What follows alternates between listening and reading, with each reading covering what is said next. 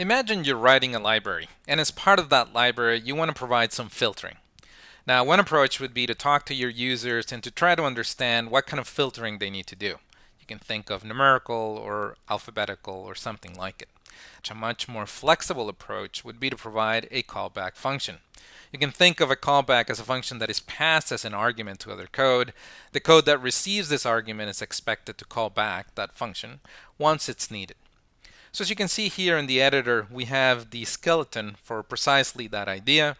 On line 1, we have a list of numbers.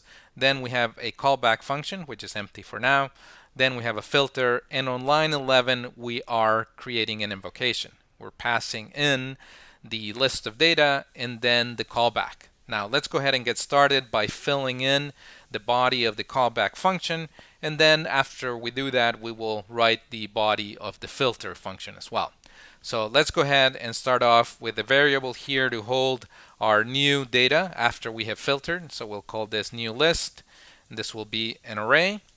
Below it, we're going to write a for loop, and this is the template, so let me move the multiple cursors. And inside of it, I'm simply going to add an if condition, if the list index is the value for that index is greater than or less than 5 in this case, we are going to add that to our new list. So let's go ahead and push that value in, and we will write here list and index.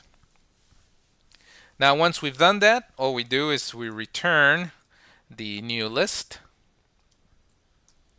and from the filter function, all we need to do is to invoke the callback and return that value. So we'll enter return callback and pass in the data, which in this case is list.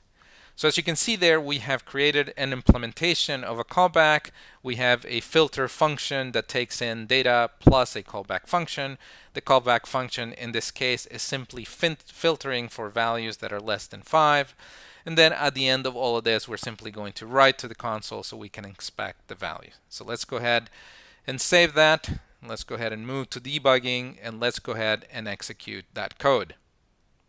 And it looks like we have here an error, and that is because I forgot to change the value of the array, which was the template, to the value of my data, which is list. So let's go ahead and run that again. And as you can see there, we got the values we expected, which are 2, 3, 1, and 4, all the values that are less than 5. So we did a very simple implementation here of the concept, but you can imagine that this is tremendously flexible because you're not specifying the functionality, you're simply taking in a function that will implement the functionality for you, in which case the user can simply implement his or her requirements and be able to still work with your API. So you will see this all over the language, and it's a pattern that you need to make yourself comfortable with because of its wide applicability.